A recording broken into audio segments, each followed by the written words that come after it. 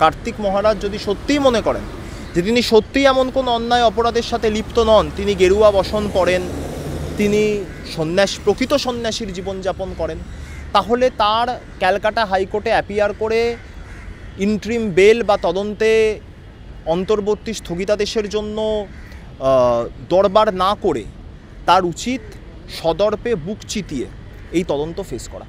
দেশ জুড়ে আমরা দেখতে পাচ্ছি যে জায়গায় বিজেপি শাসিত রাজ্য, সেই জায়গায় একাধিক ধর্ষণের ঘটনা আমরা দেখেছি, শ্লীলতাহানি থেকে শুরু করে এরকম বহু ঘটনাই আমাদের চোখের সামনে এসে। এবার খোদ পশ্চিমবঙ্গে বঙ্গ বিজেপি ঘনিষ্ঠ কার্তিক মহারাজের নাম উঠে এলো। আজকে তাকে কলকাতা হাইকোর্টে দেখা গেছে জামিন পাওয়ার আশায় তিনি কলকাতা হাইকোর্টে গিয়েছিলেন। তার নবগ্রাম থানাতেও তার এগেনস্টে এফআইআর দায়ের করা হয়েছে। কিভাবে দেখছো পুরো ব্যাপারটা তোমরা? বিষয়টা হচ্ছে, এটা তো স্পষ্টভাবেই আমরা বারংবার অভিযোগ করে এসেছিলাম যে এনাদের যে ধরনের বক্তব্য এনারা বিভিন্ন মঞ্চ থেকে পেশ করেন, কার্তিক মহারাজ থেকে শুরু করে বিজেপির বিভিন্ন নেতারা, যদিও এই কার্তিক মহারাজ তো বিজেপির কোনো রেকগনাইজড নেতা নয়, বিজেপির দয়ায় পদ্মশ্রী প্রাপ্ত একজন তথাকথিত সন্ন্যাসী, এনারা যে ধরনের বক্তব্য বারংবার পেশ করেছেন, কার্তিক মহারাজ, মোহন ভাগবত, স্বয়ং আরএসএসের প্রধান থেকে শুরু করে কৈলাস বিজয়বর্গীয় থেকে শুরু করে এই ফ্রেটার্নিটির যতজন রয়েছে, এনারা যা যা বক্তব্য বিভিন্ন সময় পেশ করেছেন, সেই বক্তব্যের পরিপ্রেক্ষিতে এটা খুব স্পষ্টত বোঝা গেছে যে এদের প্রত্যেকের মধ্যে একটা ভয়ঙ্কর নারী বিদ্বেষ রয়েছে এবং সেই নারী বিদ্বেষের প্রতিফলন হচ্ছে এনাদের কাজকর্মে, সেগুলো ধাপে ধাপে আস্তে আস্তে মানুষের সামনে আসছে। এবং আমরা বিশ্বাস করি যে আমরা যে কথাটা বারংবার বলেছিলাম, যে অভিযোগগুলো আমরা বারবার করছিলাম, সেই অভিযোগগুলো সত্যি প্রমাণিত হচ্ছে। কারণ যদি আমি দোষী না হই তাহলে আমি জেরা তদন্ত এগুলো বুক চিতিয়ে সদর্পে ফেস করব। কিন্তু আমি যদি অন্তর্বর্তী জামিন কিংবা ইন্ট্রিম বেলের জন্য অ্যাপ্লাই করি, যে কারণে উনি ক্যালকাটা হাইকোর্টে গেছিলেন যেমনটা আপনি বললেন, এর থেকে প্রমাণিত হচ্ছে যে তিনি সত্যিই দোষী। তিনি যদি সত্যিই দোষী না হন তাহলে তিনি কেন অন্তর্বর্তী জামিনের জন্য অ্যাপ্লাই করছেন? আর তিনি তো এমন কোনো ফিগার নন, কোনো জনপ্রতিনিধি বা এরকম গোছের কেউ নন যে তিনি যদি তদন্ত ফেস করেন, তদন্তের জন্য যদি তার কয়েক মাস কয়েক দিন সময় লাগে তাহলে সেটা সমাজের ক্ষতি করবে, এমনটাও তো নয়। বরং এনারা যত তদন্তের বাইরে থাকবেন সেটা সমাজের জন্য বেশি ক্ষতিকারক। তো কার্তিক মহারাজের ক্যালকাটা হাইকোর্টে আসা, জামিনের জন্য আবেদন করা, এটা প্রমাণ করে যে উনি কার্যত নিজের দোষ স্বীকার করে নিলেন। কিন্তু আমরা বিশ্বাস করি, আমরা আশাবাদী আইনের প্রতি, যে শুভেন্দু অধিকারীর 26-27টা মামলার মতো এই মামলায় অন্তত স্থগিতাদেশ আসবে না এবং কার্তিক মহারাজকে রক্ষাকবচ দেওয়া হবে না। যদি এই মামলায় শুভেন্দু অধিকারীর ওই 26-27টা মামলার মতো কার্তিক মহারাজকেও রক্ষাকবচ দিয়ে দেওয়া হয়, তাহলে বুঝতে হবে যে পশ্চিমবাংলার বুকে যদি এমন কোনো ধর্ষণের ঘটনা ঘটে, এমন কোনো অযাচিত অনভিপ্রেত ঘটনা ঘটে যেটার সাথে শাসক দল বা রাজ্য সরকারকে জড়ানো যায়, তাহলে সেখানে আইন, মাননীয় ক্যালকাটা হাইকোর্ট তারা অতি সক্রিয় হন। আর যদি সেখানে কোনো বিজেপি বা বিজেপি নেতা অথবা বিজেপি ঘনিষ্ঠ কেউ সংযুক্ত থাকেন তাহলে তারা নিষ্ক্রিয় হয়ে যান। কিন্তু আমরা বিশ্বাস করি যে আইনের আওতায় থেকে ভারতবর্ষের সংসদীয় সংবিধানসম্মত গণতান্ত্রিক পরিকাঠামোর মধ্যে এই ধরনের ঘটনা ঘটবে না। এবং ক্যালকাটা হাইকোর্ট, মহামান্য বিচারপতিরা তারা আরজি করের সময় যে অবস্থান গ্রহণ করেছিলেন, তারা কসবা ল কলেজের ঘটনায় যে অবস্থান গ্রহণ করেছেন, তারা কার্তিক মহারাজের ক্ষেত্রেও সেই একই অবস্থান গ্রহণ করবেন। এই ঘটনা ঘটার পর থেকে, মানে এই ঘটনা যখন বাইরে শোরগোল পড়েছে, তখন কার্তিক মহারাজের রিয়াকশন বেশ কয়েক মিডিয়া নিয়েছেন। তিনি বলছেন, আমি সন্ন্যাসী, আমি গেরুয়া পোশাক পরিধান করি, আমার পক্ষে এ ধরনের কাজ করা কোনোভাবেই সম্ভব নয়। এবং বিজেপির আইটি সেল থেকে জানানো হচ্ছে যে তৃণমূলের আইটি সেল এই কাণ্ডটা ঘটিয়েছে এবং অভিযোগকারিনীর মন্তব্যকে তারা বিকৃত করার চেষ্টা করেছে। কি বলবে? অভিযোগকারিনীর মন্তব্যের র ফুটেজ আমার কাছে রয়েছে। আমি বিশ্বাস করি যে আপনারা যারা সংবাদ মাধ্যমের সাথে সম্পৃক্ত, আপনাদের কাছেও আছে। ফলে এটাকে বিকৃত করার কোনো জায়গা নেই। আমরা আর্টিফিশিয়াল ইন্টেলিজেন্স প্রয়োগ করি না, আমরা মানুষের ইন্টেলিজেন্সির ওপর বিশ্বাস করি। আমরা বিশ্বাস করি সবথেকে ইন্টেলিজেন্ট হচ্ছেন বাংলার মানুষ, দেশের মানুষ। তারা সঠিক সময় সঠিক সিদ্ধান্ত বারংবার গ্রহণ করেছেন, বিগত দিনে করছেন এবং ভবিষ্যতেও করবেন। ফলে স্বাভাবিকভাবেই অভিযোগকারিনীর মন্তব্যকে বিকৃত করার কোনো জায়গা নেই। কিন্তু এটা তো সঠিক যে তাহলে বিজেপি এটা অন্তত স্বীকার করছে তো যে অভিযোগকারিনী মন্তব্য করছে, অর্থাৎ সত্যি কোনো অভিযোগকারিনী আছে। কয়েকদিন আগে পর্যন্ত আমি এটা শুনেছি যে এই ঘটনার পরিপ্রেক্ষিতে নাকি তৃণমূল কংগ্রেস, আইপ্যাক ইত্যাদি ইত্যাদি যে আমাদের রাজনৈতিক সংগঠন থেকে শুরু করে আমাদের যে সহকারী সংস্থা রয়েছে ভোট কুশলী, তাদেরকে দায়ী করা হয়েছে যে আমরা নাকি দলের পক্ষ থেকে আইপ্যাকের সহযোগিতা এই ধরনের একটি ঘটনা সাজানোর চেষ্টা করছি। কিন্তু আজকে আপনি যে কথা বললেন যে বিজেপি বলেছে আইটি সেল বিকৃত করছে, তার মানে এটা তারা স্বীকার করে নিচ্ছে যে অভিযোগকারিনী সত্যি একজন ফিগার, এবং তাহলে তার অভিযোগকারিনীর সংবাদ মাধ্যমের মন্তব্যকে বিশ্বাস করতে হবে না। আইনে প্রভিশন রয়েছে, তিনি আদালতে গিয়ে জবানবন্দি দিতে পারেন। যখন পুরো বিষয়টা তদন্তের আওতাধীন কোর্টে আছে, নিশ্চিতভাবে আইনের ধারা অনুসারে, নিয়ম অনুসারে যিনি সংশ্লিষ্ট অভিযোগকারিনী রয়েছেন তিনি আদালতে যাবেন এবং তার জবানবন্দি সেখানে রেকর্ডেড হবে।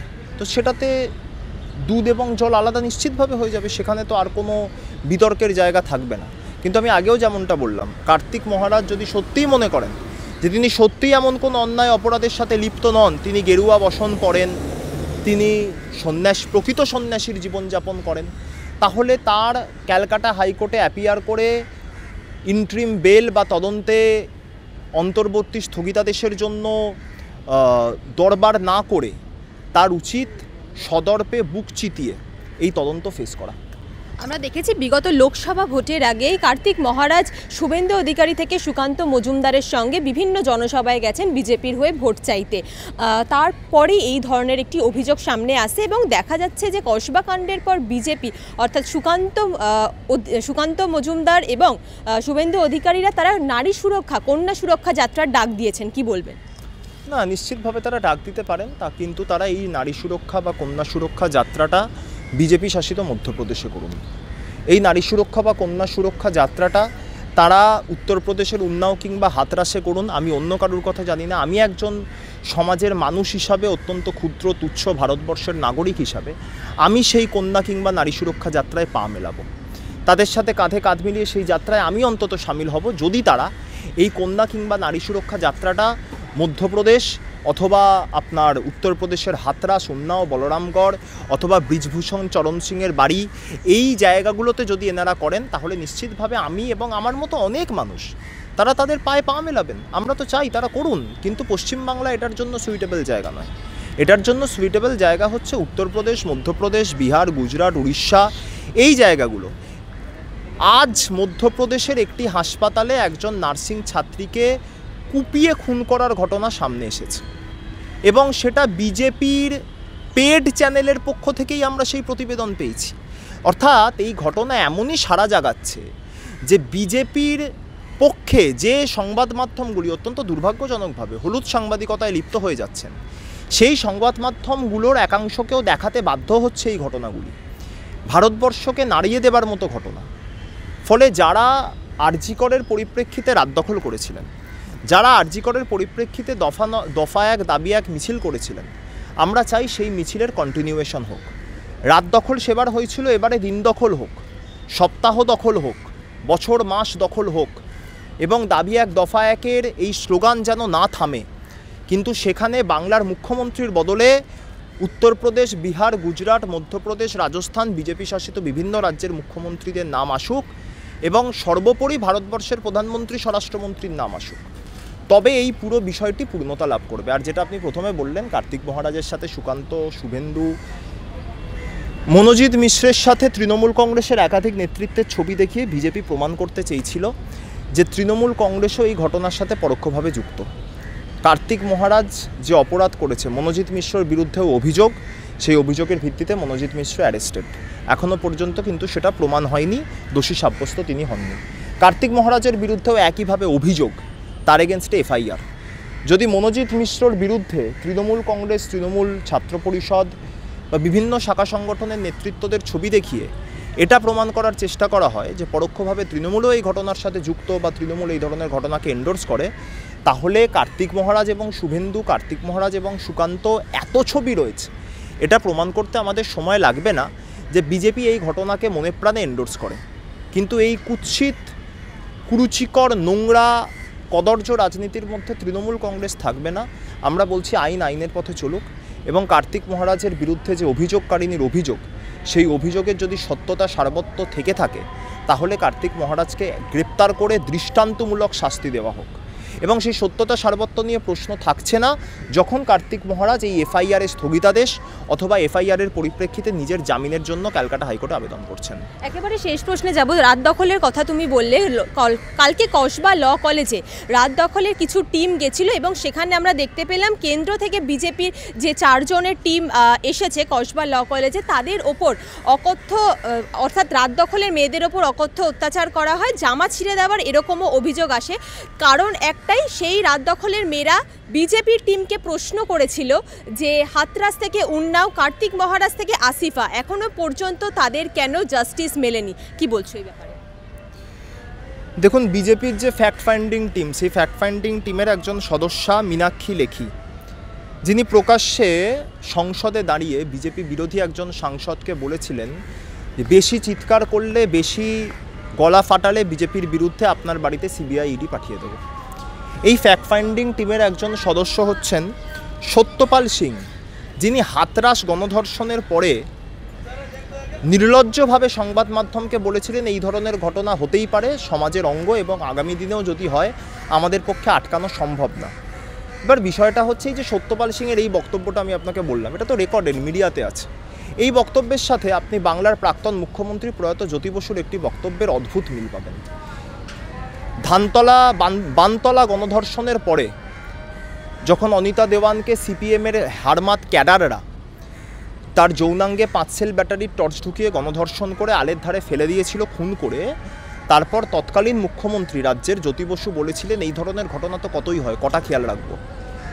ফলে বিজেপি এবং সিপিএমের বক্তব্যের একটা অদ্ভুত মিল আছে। এগুলো যেটা হয়েছে সেটা ভাই ভাইয়ের মধ্যে লড়াই।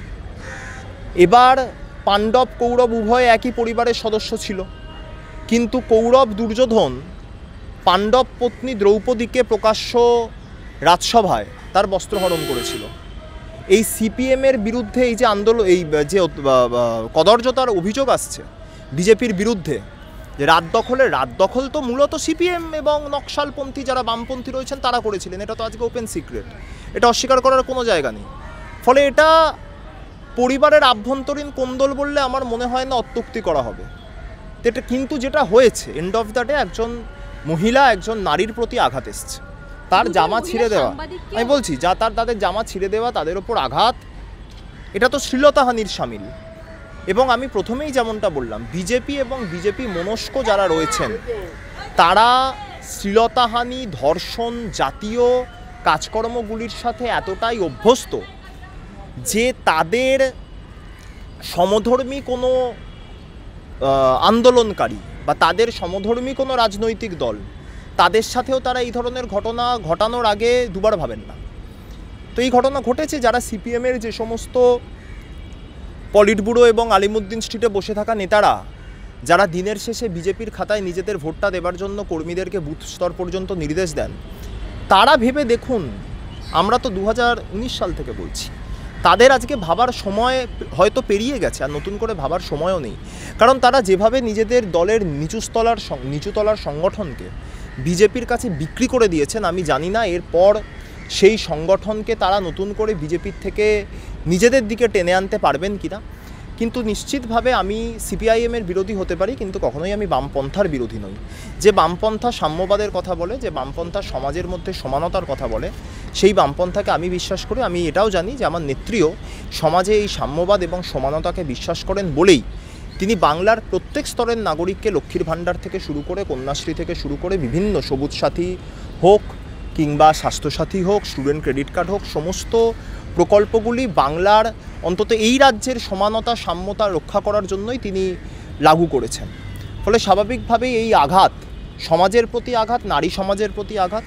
আমি বিশ্বাস করব যে যারা তাদের রাত দখলের মঞ্চে, যারা তাদের জুনিয়র ডাক্তারদের ধর্ণা মঞ্চে বিজেপি নেত্রী কোকেন পাচারকারী পামেলা গোস্বামীদেরকে এন্ট্রি দিয়েছিলেন, তারা ভবিষ্যতে এই ধরনের কোনো কাজকর্ম করার আগে 10 বার 100 বার ভেবে দেখবেন। যদি তারা না ভেবে দেখেন তাহলে বুঝতে হবে, আমি যেমনটা শুরুতেই বললাম, যেটা শুধুমাত্রই একটা পরিবারের আভ্যন্তরীণ কোন্দল এবং আমাদের এই বিষয়গুলোতে মাথা না ঘামানোই উচিত।